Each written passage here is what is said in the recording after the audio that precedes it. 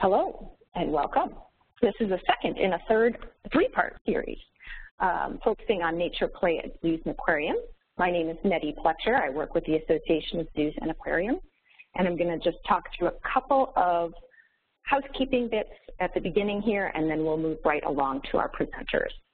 So as we've just sorted out, everyone should already be on mute through the WebEx system. However, if you are calling in over the phone, if you'd also press mute on that device, it will help minimize background noise.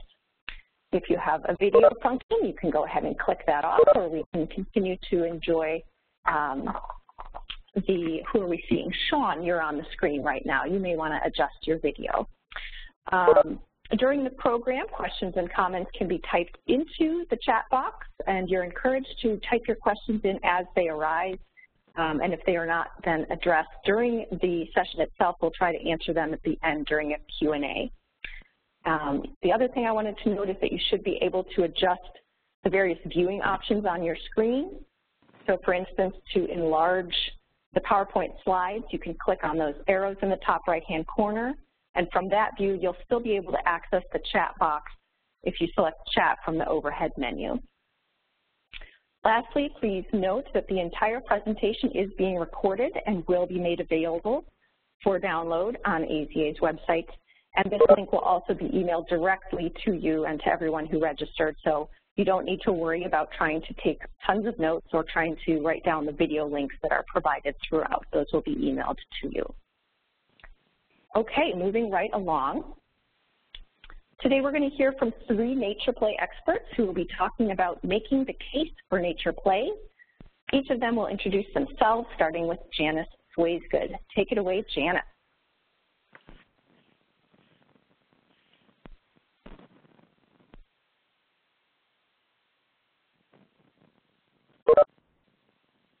Janice, I'm not hearing you.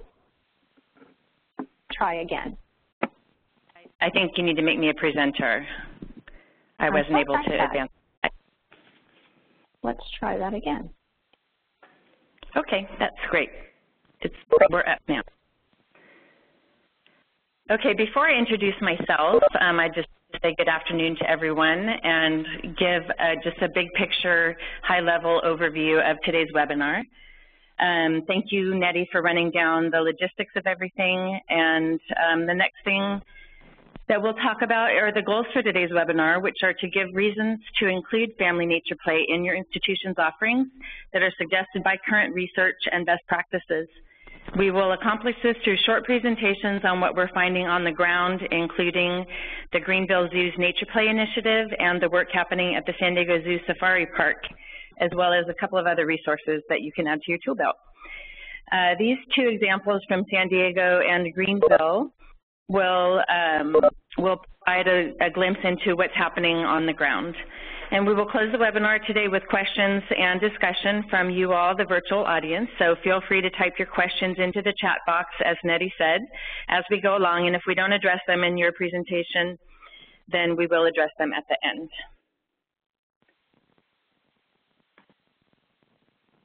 So my name, as Nettie said, is Janice Swaisgood, and I am the Director of Family Initiatives for the Children in Nature Network. I have been with CNN for over 5 years, and prior to that, I was a bilingual educator for about 15 years.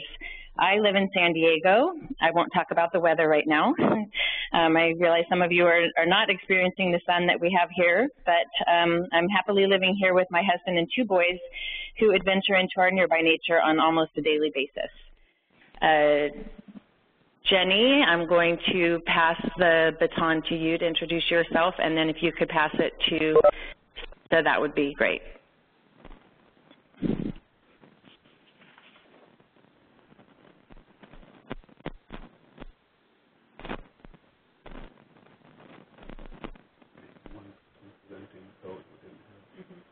Nettie, it looks like she's muted.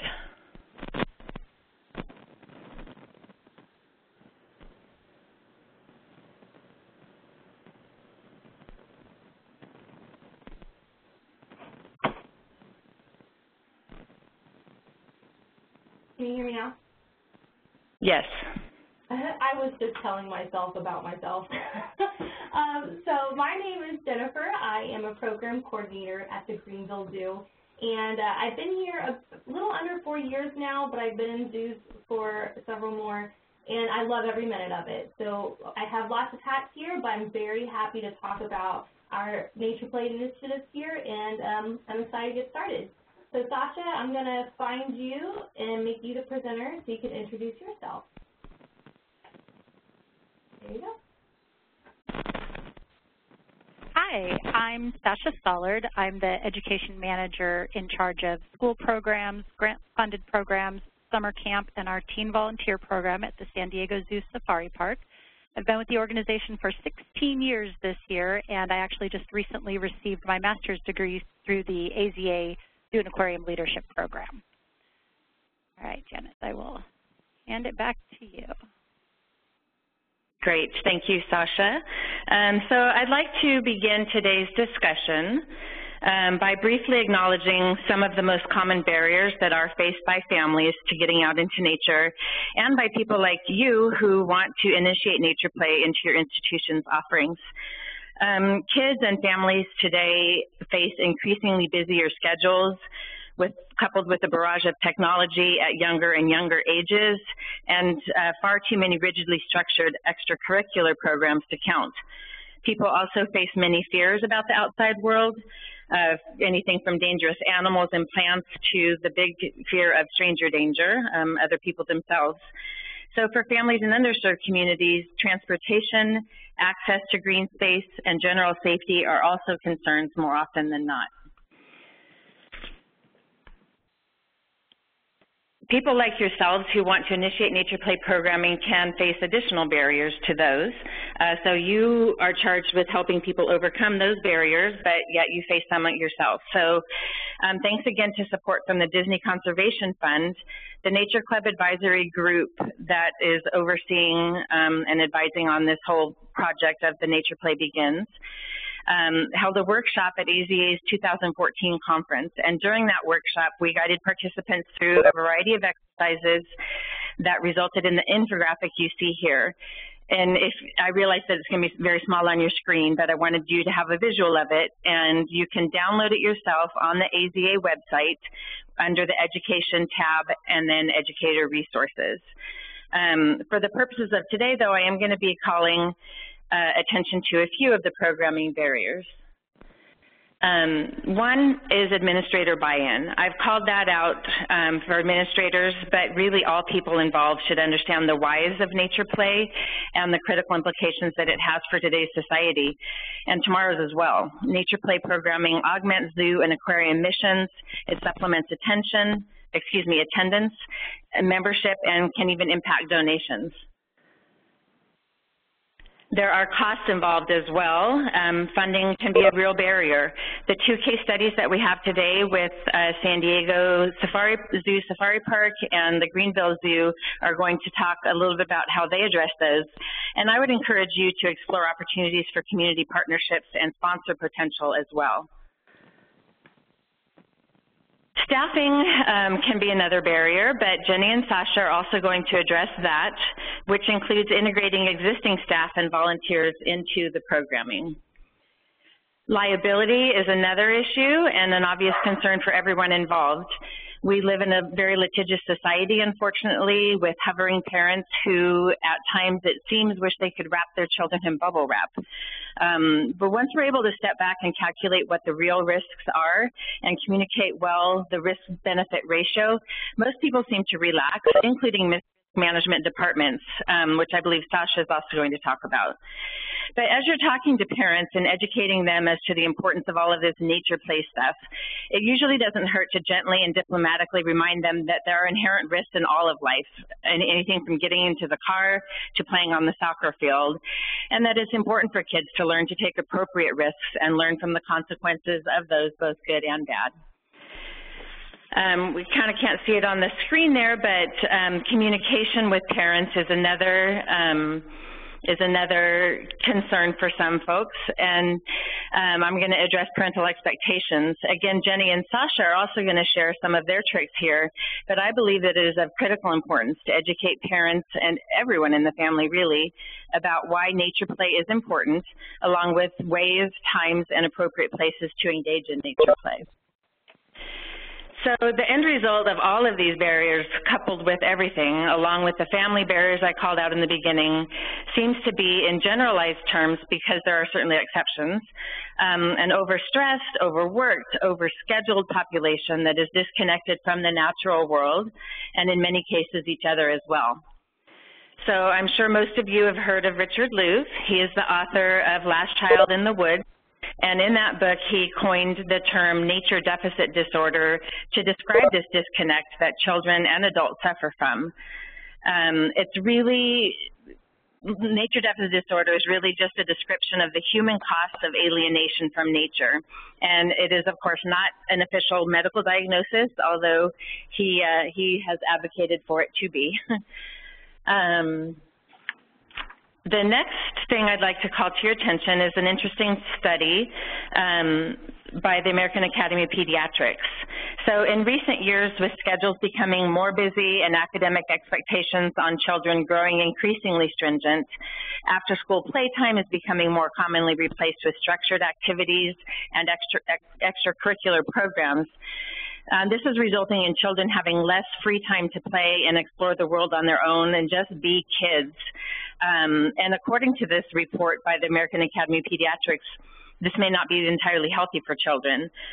The report emphasizes that free and unstructured play is healthy and, in fact, essential for helping children reach important social, emotional, and cognitive developmental milestones, as well as helping them manage stress and become more resilient.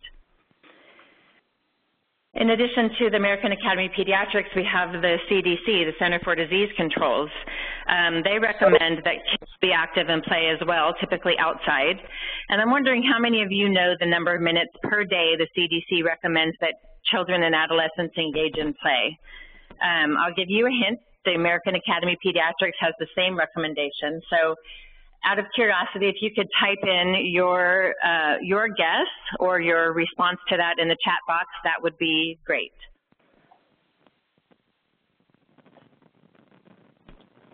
Okay, so the correct answer is 60 minutes or more.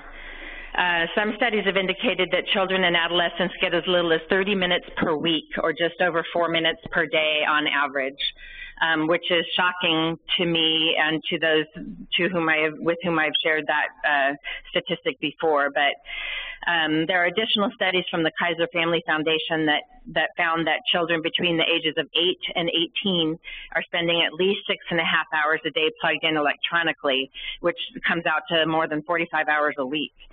As you can imagine, there are a lot of studies on the use of technology by children and adolescents, and some of the statistics are quite alarming, especially when you consider that the audience for electronic devices like phones and tablets is getting younger and younger. These statistics, along with the findings of the American Academy of Pediatrics I referred to a minute ago, are alarming to people like Dr. Peter Gray.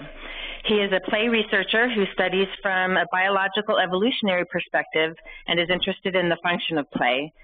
The link on the screen, which don't panic to write it down, remember this is being recorded, but the link on the screen is to a TEDx talk he gave on play, and in the talk he makes some really interesting points. He talks about mammals. I don't have time to get into all of the information, but I do highly recommend you take a look at the video if you can. It's only about 15 minutes long. But anyway, in these studies, he looked at young mammals at play and found that through play, mammals develop their physical skills and, sorry, hold on for just 1 second.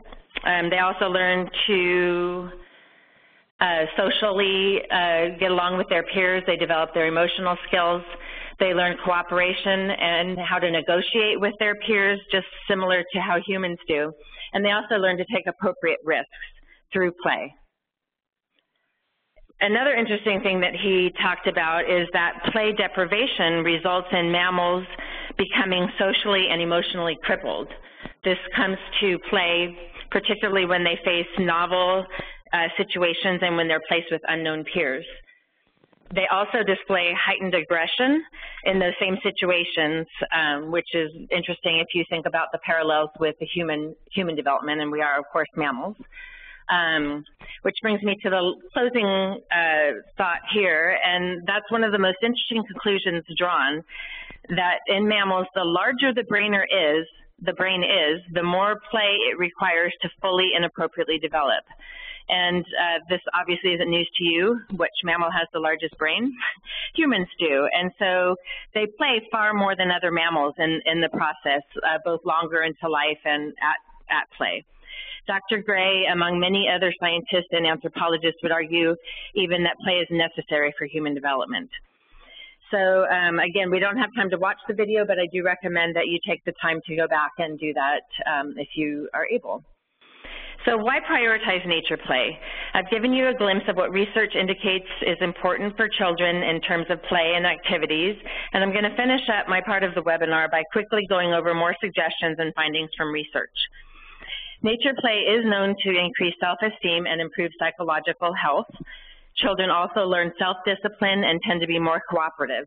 In other words, they are happier.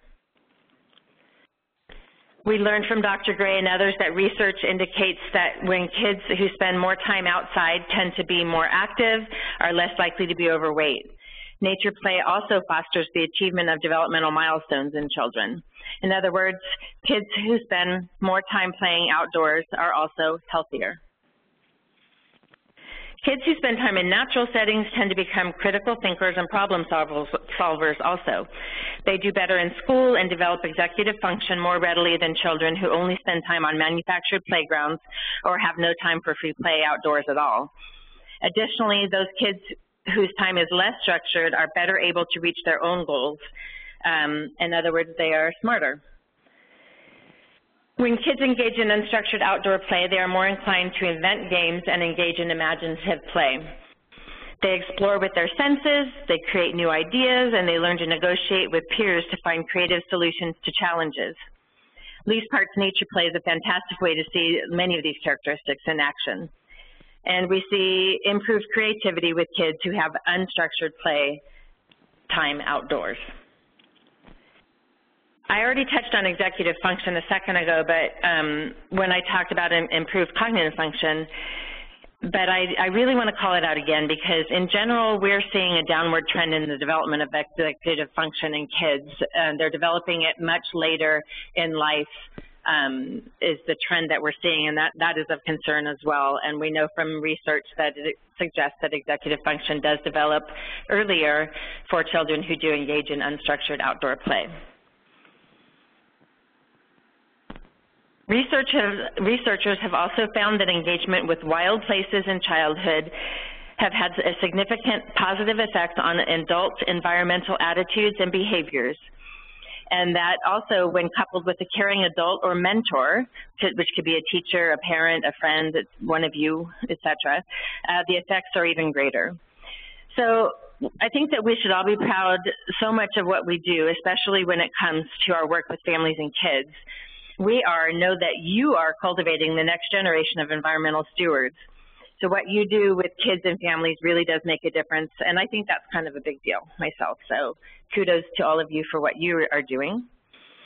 I could go on and on about why to prioritize nature, but I will close my part today with a focus on family well-being. Ever since I was a classroom teacher, I have believed in the power of the family as a unit and the influence on its children. I think that sometimes we forget that, and when we're working particularly with kids all day, we sometimes forget the importance of the parent or caregiver in the equation. And I'm touched by statistics like the one you see now, that 95% of parents agree that the more time a family spends together being active, the better their sense of family well-being. And that one of the best places for that to happen is outdoors in unstructured time, when we take the time to put away technology and focus distraction-free on our kids, free of laundry hassles, free of the telephone, free of anything, and just focus on each other. There are a lot more benefits that come from that as well. So I'm going to move it over to Jenny Kinch now.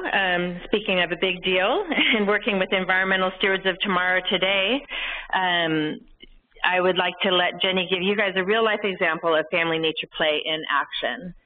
So Jenny, I'm going to find you and pass it off to you. All right, have fun. All right, thank you, Janice. So like she said, we do have a responsibility of ushering in the next generation, and I think what all of y'all do is excellent. But we're going to look at what we do at the Greenville Zoo as part of Nature Play and go from there. So let's do it. 2014 marked the first year of Nature Play programs within the Greenville Zoo, and this movement towards natural learning was kickstarted by the Association of Zoos and Aquariums Nature Start course that's hosted by Brookfield Zoo. I took it in the fall of 2013, and it was totally inspiring. If you haven't taken it and you have the opportunity to, I would really encourage you to. It's a great experience. But from there, the Greenville Zoo recognized that the importance of zoos to be a hub for natural experiences.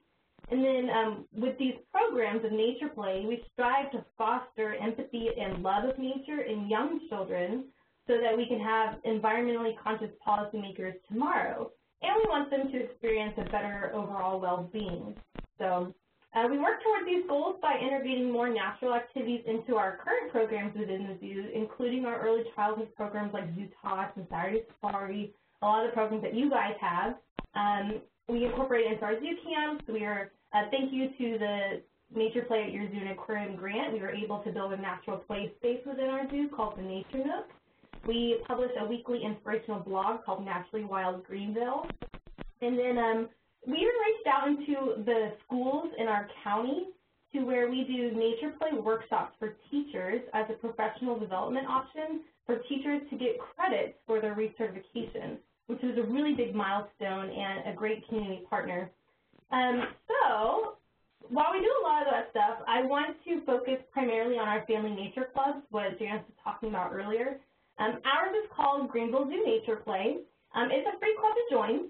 And with that, there are many interested families who register and then they never participate. I'm sure a lot of clubs that are free experience the same thing. On paper, we have 794 members, up to 215 family units, which is incredible. Now, realistically, we only have about 60 family members that are active and involved in club outings and events, which is still a great number, so we're really proud of it. Now, each family can sign up through the zoo's website, and there they get a welcome letter with all the scheduled outings. Members are also automatically signed up for the club's blog, that Naturally Wild Greenville, where they get weekly reminders to embrace the outdoors and ideas on how to interact safely with nature and how to bring it home when maybe they can't go out to their neighborhood park. They can do something in their backyard or even bring it into their kitchen, which is just still valuable. So I'm actually going to skip ahead 2 slides, but we'll come back to this. The club started off with having quarterly outings. So it ushered in each season, fall, spring, summer, winter. And we had community partners help put on these outings in one way or another. We had the Greenville County Bird Club come do like a 1-day big year in a park nearby, which was a lot of fun. You see some pictures of families looking up in the trees, or even a little boy looking through binoculars. They're totally fake binoculars, but he had a blast. Then we also had Greenville Zoo frog watchers. So the frog watch researchers of the Greenville Zoo did a nighttime activity with our club members where they listened for frog calls, and they taught members how to look and listen for frogs in their backyard. And we also went kayaking, as you can see. We explored some trails, and we had master naturalists support one of our outings. So we really reached out into our community and saw who was able and willing to help, and there are a lot of them, a lot of people that maybe you wouldn't have thought of. We also had some biology students from Clemson University, which is in our backyard, can help us lead some hikes, which was really fascinating. And then in the summer, we had an educator with the zoo who's actually funded by the Nature Play at Your Zoo and Aquarium grant. That educator is funded by that grant, which is a really big help. She took some of the members out on trails and explored there. Now, each one of these outings had a theme, but they were all backed behind the importance of unstructured play. So families were encouraged to explore on their own, but look towards other family members or volunteers or even those zoo educators for support in kind of how to get started. And the club was so successful in the first year that the amount of outings was doubled for this year that we're in now, the 2015-2016 season. And already we've been kayaking at Paris Mountain State Park. We had a local outdoor shop put on a free backpack clinic for our families, and they led a hike as well. So I thought it was really important to travel to various parks and natural spaces to show the diversity of our area. So some of these parks are really close to the zoo, but some are in like natural, urban settings, and then some are surrounded by just nothing but mountains. And a lot of our members have been heard saying, wow, I didn't even know this was out here. Like they had no idea that it was so easily accessible. And I really made it a point within our club to go to free public spaces, and if it had a fee, that our club paid for those fees to enter into the park, or a portion of them. And then the community partners, they also help to pay those portions, which is a really great outlook as well. So we have some successes in our club, and I'm going to go back a slide. And one of them was that one of our families, they came once, which is fine, and they were on the trails with us, and we didn't ever see them again, and maybe time schedules, you know, life happens. But then when I was hiking on my own personal time, I ran into them. And they said that they go out there all the time now because they know it's there. So a lot of times it's just giving your families the knowledge of nature being so easily accessible. But I also wanted to bring a point to Dylan, the boy in the lower portion of this photo. He is one of my fan favorites. He's the grandson of one of our members in our club.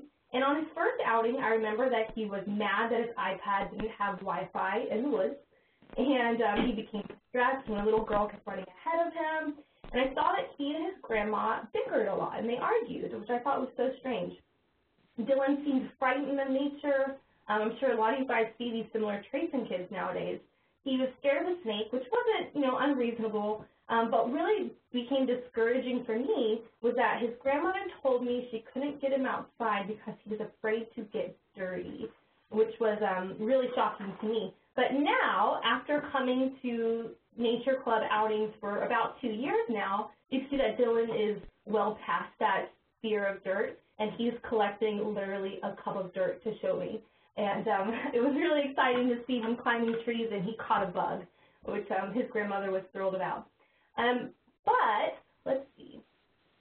Back up here, our group grows every week with new families. Some come regularly, and some come only when the outing fits their interests, again, which is fine.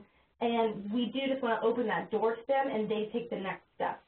But we're hoping next year to expand our outings to once a month instead of 8 times a year, and then even include an overnight camping trip and a park cleanup so that we can give something back to our natural spaces and put that into our club's kind of motto. So our Family Nature Club isn't the only way that we can engage families within the zoo. We do have our Nature Nook, which are some of the pictures that you see on the slide here, and they help unstructured play in a gradual sense. So a lot of people turn to zoos and aquariums as the professionals of, well, how do we do this? You know, what's the best method? And they really look to us to be their guide. And through these natural play areas at the zoo, something could be simple as a table set up with an activity. As you can see, this lower picture with the blue table, the kids are making squirrel soup, which is really fun for them, and a lot of different activities that engage the whole family. And it's very simple to see how you can take it home. And these are all led by that zoo educator who is funded by the grant. So it's a great way to be that bridge. Now, I definitely didn't do this. Oops, sorry, Shasha. I didn't do this by myself. I had those community partners. They were a huge component, and this definitely wouldn't have been feasible for the Greenville Zoo at this moment without Children Nature Network and the EZA working together to make those grants possible. So I hope that you come to the next webinar, and if you have any questions now, hold on to them, and maybe Sasha can help you answer those next. But I'm going to turn it back over to Janice, who can bridge us to Sasha. Let me find you, Janice. Ooh. There you are. Well, as you are transferring the control over to me, I just want to thank you, Jenny, for your work and for taking the time out of your busy schedule to share those highlights with this group. Very helpful. And Sasha is going to be sharing from a little bit of a different context. So the Greenville Zoo, as Jenny said, did receive funding from the Nature Play Begins grant. And Sasha, out at the San Diego Zoo Safari Park, did it with basically no budget. So Sasha, I will let you take that and go share. Great, thanks, Janice. So as Janice mentioned, we were able to incorporate Nature Play into the Safari Park at almost a zero cost. And I'm going to be talking specifically about how we incorporated it into our summer camp curriculum. So by incorporating it into summer camp curriculum, it gave the campers building blocks, and that helps them start to think about how they can play and have fun in nature once they go home. But these ideas can also be used to get a family nature club started with no investment other than a little time on your part, but nothing required from your organization. So it was my goal to have a minimum of one 30-minute nature play opportunity every day during summer camp.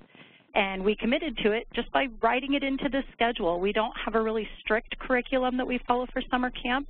There are some strict aspects, but there are some very flexible aspects. But this was one requirement that every instructor was required to offer a minimum of 30 minutes of nature play every day. During our pre-camp training, the counselors were given a packet with ideas for various activities that they could do, the supplies that were needed, any other requirements that they may need to be aware of for the activity, such as space requirements, the minimum amount of time necessary to do the activity, and so on. And some of the activities required advanced planning on the part of the counselors because they'd need to gather supplies and have them brought to a specific location, but we also made sure to include several activities on the list that could be done spontaneously. So the counselors were given time every day during training to try the different activities to see how much time each took to set up, learn how to best facilitate it, and also understand what type of cleanup was required.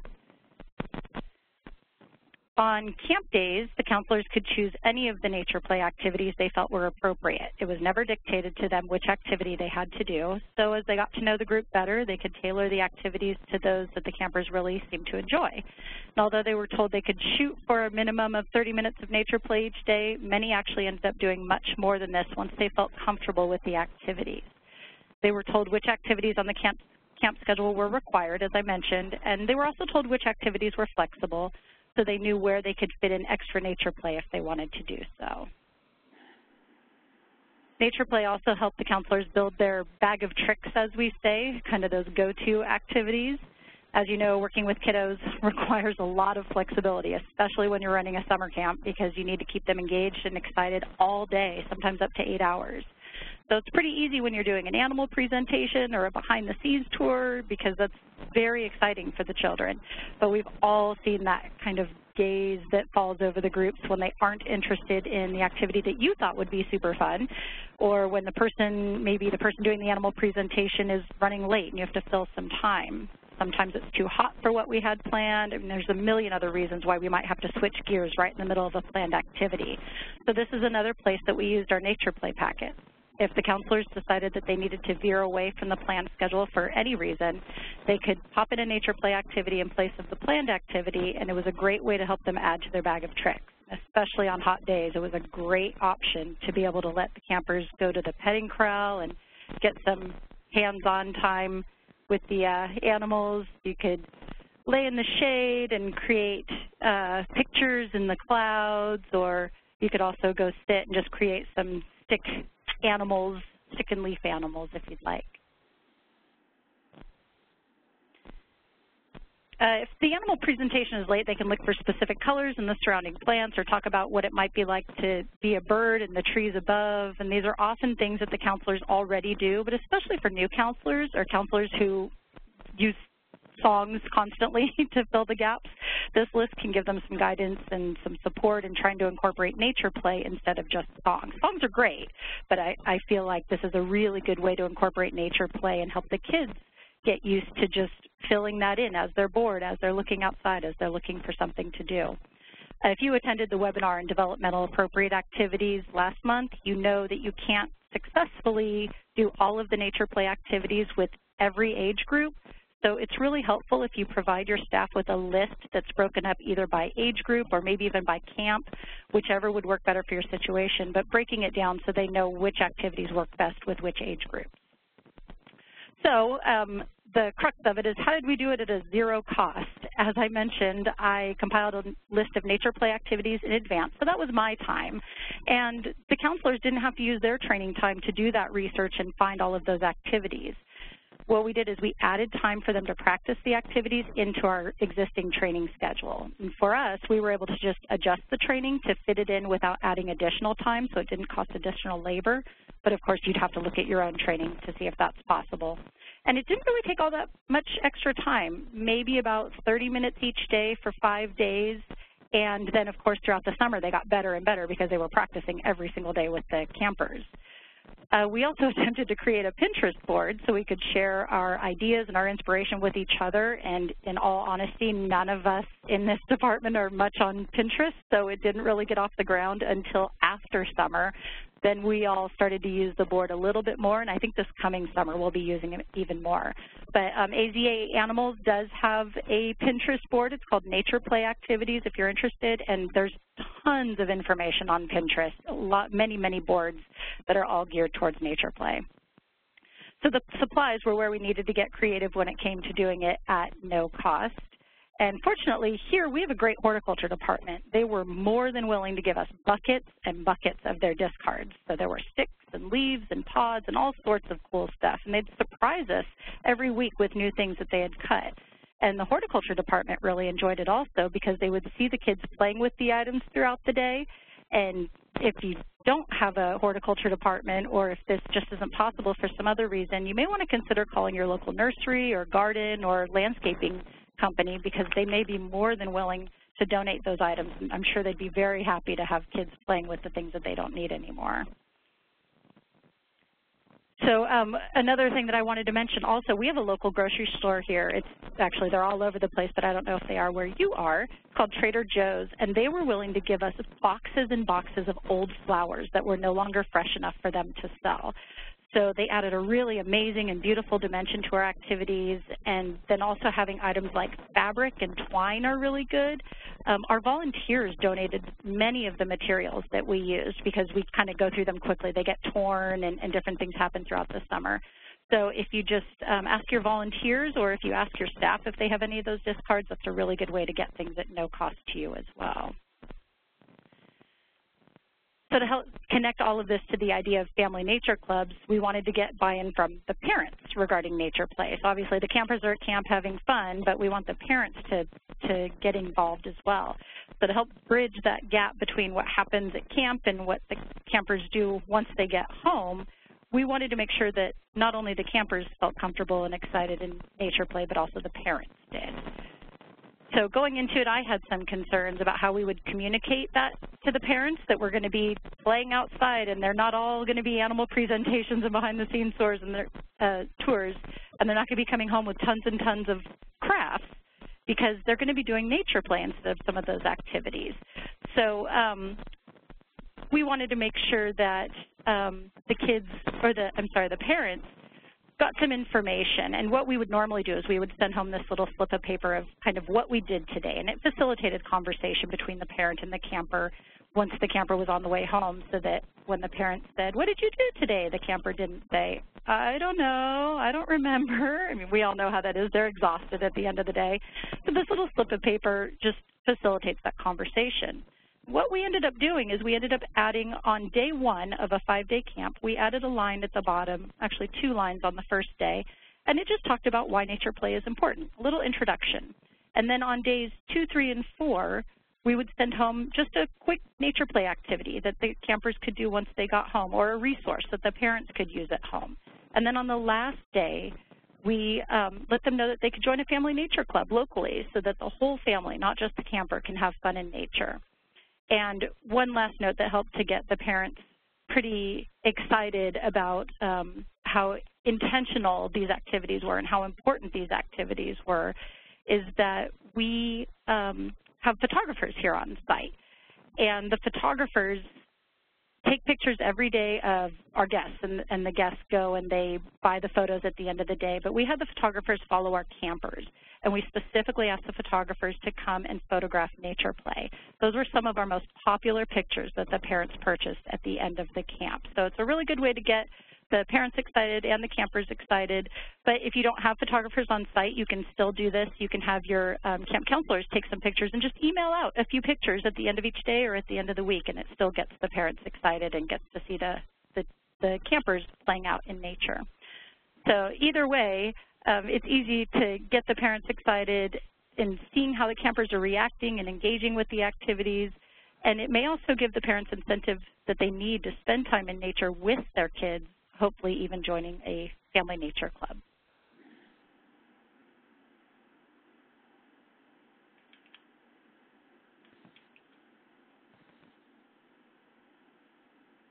I was muted, I apologize. Thank you, Sasha. That was really helpful information as well. So we're getting pretty close to the Q&A. Just have a couple more slides here. One, I want to make sure that you all are aware of this particular document. It is an e-guide, so it is intended to be distributed electronically. It has hyperlinks in it to a lot of other research and tools and information. It's intended for use with families, so you could share it with your members or your participants or potential participants, and it will give them and you, if you need more information, 5 reasons to connect, 5 ways to connect, 5 places to connect, and 5 times to connect. So we'll attach a link or information in the follow-up email as to how to get that electronically so that you can send it off to your constituents. Dr. Benjamin Tuggle, if you don't know him, has a quote, and it did not for some reason show up on here, but it goes like this. Knowing nature steered me down a path in biology and a career in conservation. So with this, and my husband is a conservation biologist as well, and he had profound experiences in nature when he was a child, and I think that's true for a lot of people. That's what research indicates. And what I invite you to do is engage the children and families you work with to know nature, like Dr. Tuggle and like many of you did as children. Let them play, let them discover and learn and grow with nature in their experiences with you too, and hopefully in their everyday lives. Hopefully that will transfer over. So we're going to open up now to questions or discussion. Someone did type into me earlier a question just to get it started. There are 2 questions, but the first one was wanting to know about additional funding for more nature play programming and or Family Nature Club funds from either AZA or the Children in Nature Network. And I shared with her, but I want to share with all of you that that is funding dependent. We are very hopeful that there will be more funding, but there's nothing guaranteed right now. But this initiative has gone very well. And Nettie, I don't know if you want to add anything onto that, but we're hopeful. We'll certainly let people know as soon as we know. We are hopeful. The support we've gotten thus far from Disney Conservation Fund has been put to amazing use by many of you, and we hope to continue that. We have submitted a proposal for continued funding and should know by, I think, April. So stay tuned. Awesome. And there was one other question. Do you have questions that have come into you, Nettie? There is one question that showed up from Little Rock Zoo asking how many education staff are at the Greenville Zoo. So that's a question for Jenny. So we have an education department of 4 It's my supervisor, the education curator, and then 3 program coordinators, and that's it. We do the grant through AZA and Children Nature Network. They did pay for a seasonal part-time nature play educator who conducts 2 hours of on-site nature play programs at the Nature Nook every day for 5 days a week, and then she does all the nature things. But we did make sure to ground programs that were sustainable. So if we didn't get funding again, we'd be able to continue them. So that helps.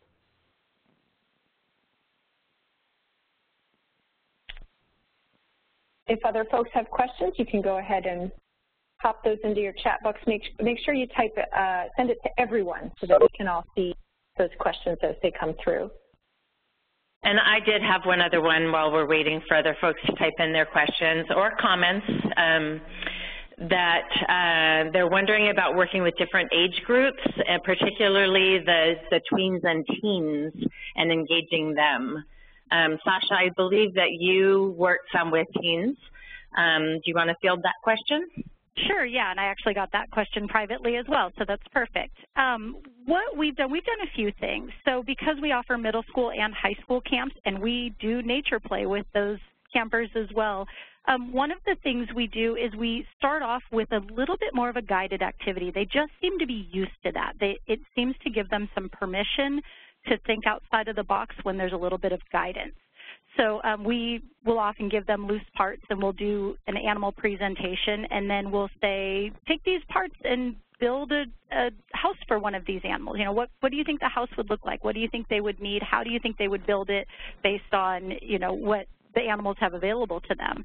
And so you get them started, and it gives them permission to let go a little bit. And then you can say, you know, now you have 15 minutes or 30 minutes to take these things and build whatever you want. You can really go free with it, and it seems to help a lot. So if you start off with that little bit of guidance and then give them the freedom, it eases them into it a little bit better, and that works particularly well with middle schoolers, we've found. For high schoolers, I've found them to be really interesting. Many times they want to act like elementary children in a lot of ways. They just need to be given that permission.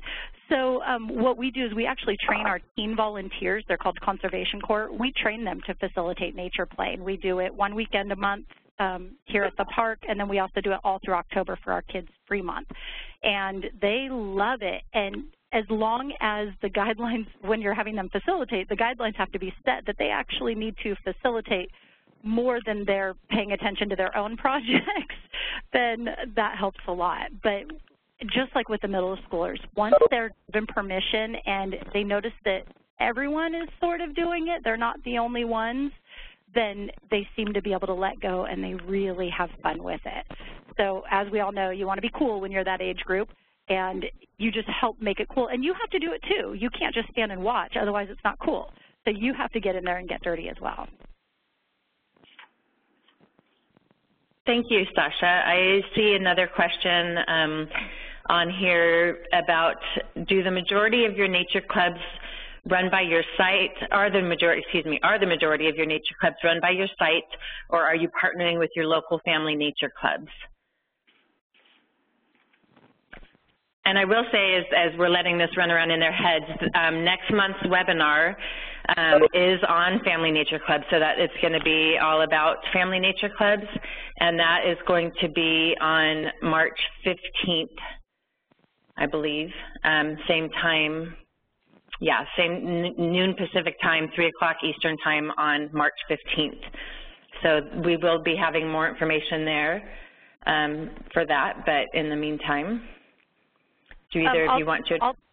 Sure, I'll jump in on that question too. And Jenny, I know you actually have a little bit more experience with this, so I'd for sure want to hear from you. But for us, we don't have a formalized nature club. We offer nature play here that's facilitated by my staff, but we don't partner formally with any of the local nature clubs. I would love to, we just haven't gotten there yet. So our Greenville Zoo Nature Play, it is our club. It is an extension of the Greenville Zoo, and we manage the club, but we do look for community partners to host various outings for the club. So Typically what happens is when I'm planning out the schedule for the year is I reach out to these organizations that I think have an interest or that I've just met along the way. And I say, hey, man, do you want to go ahead and, sign up to volunteer your time or your resources for this chunk of time during this day? And usually they jump all over it because it is such a short amount of time on one day. So it's pretty impressive to see who is willing to give up their Saturday afternoon to hang out with our club. So yes, it's our club, but we have community partners that do a lot of work for us, if that helps answer your question. And then yep, and I will also go ahead. I will also say that in next month's webinar on Family Nature Clubs, we're going to hear from two different case studies similar to what we did today with a focus on Family Nature Clubs. One is the Vancouver Aquarium, and the other is, oh my gosh, the one in Rhode Island. I'm drawing a blank on the name of the zoo. I apologize. Roger Williams? Yeah. Roger Williams. And they have partnered with a local Family Nature Club, so you'll be able to hear more about that next month as well. And let's get back to another question. Sorry. No, go ahead. There was another question coming in related to the one that was just fielded regarding transportation. It says with the nature clubs, do you meet your members at the nature area or do you shuttle them there? That was the question I was thinking of. Thank you, Nettie. So we do have a van. We have a 16-passenger, really cool van that has Greenville Zoo logo on it, and we have it available to us, and we have offered it to our club members, but we haven't had to use it. So I am licensed to drive that big bad boy, and if we need it, we have it, but we haven't had to use it. All the families are just willing to meet up with us at the nature areas.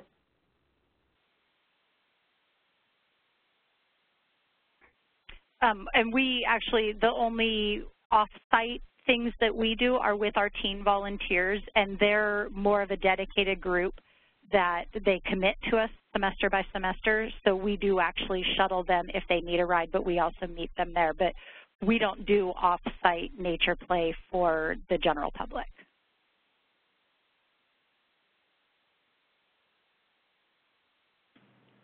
Great. I see a question also for Sasha regarding the distribution of your camp photos. Oh, so the photos that are taken by the professional photographers that are here on site, those are actually made available through a website, and they're good for up to 6 months after the camp. So the parents don't have to panic on that last day. They can buy them on site on the last day, but they don't have to buy them at that point. They're given a link, and then they can send it to grandparents or whoever they want if anyone wants to buy those photos. The photos that my camp staff has taken and then sent out, they just email them. I give them the list of the parents because they send a little summary at the end of each week anyway, and so they just attach a few photos to it if there were some good nature play ones. Thank you. Another question has come in regarding your Pinterest site, asking, in addition to that, I guess, what are some recommendations that maybe are not art-based for activities that might work, and maybe Janice or either Jenny or Sasha, I guess, anybody that has resources that you use, or anybody on the call that wants to type in any special ideas you have, go ahead and share those recommendations for specific activities. I've actually found that Pinterest does have a lot of things other than art activities. They'll link you to sites that have tons of different short or longer activities like Nature Bingo, and they'll let you know what you need to accomplish it, give a short little list, and then usually how much time it takes. I've found some really good sites that give everything right there for you that aren't art-based.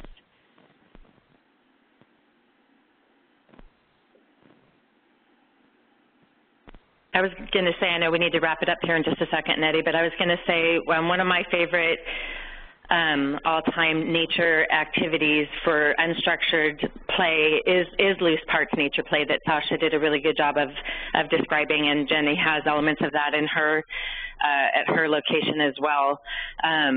it's just really open-ended, and once kids get going, it allows for a lot of that creativity and problem solving and cooperation and negotiation that kids really need to have the opportunity to take part in.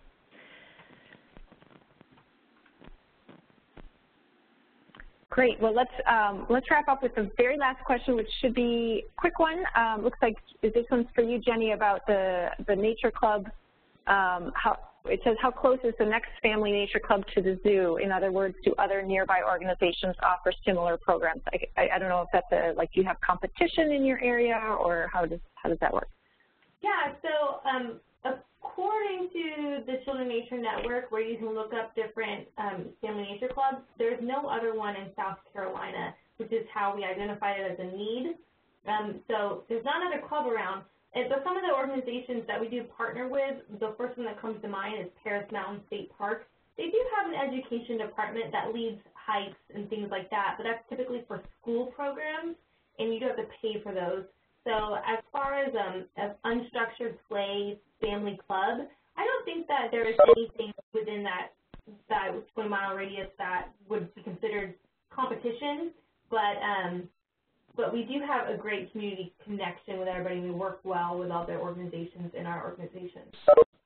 That helps to answer your question. Yes, thank you. And definitely, if you're looking for a Family Nature Club to connect with, go to the childrenandnature.org website and find the one nearest you. I have to cut off our program as it's approaching the top of the hour. So Janice, Jenny, and Sasha, thank you so much for being part of our AZA Nature Play Begins program. And thanks to everybody who joined today's webinar, which was made possible through support from the Disney Conservation Fund.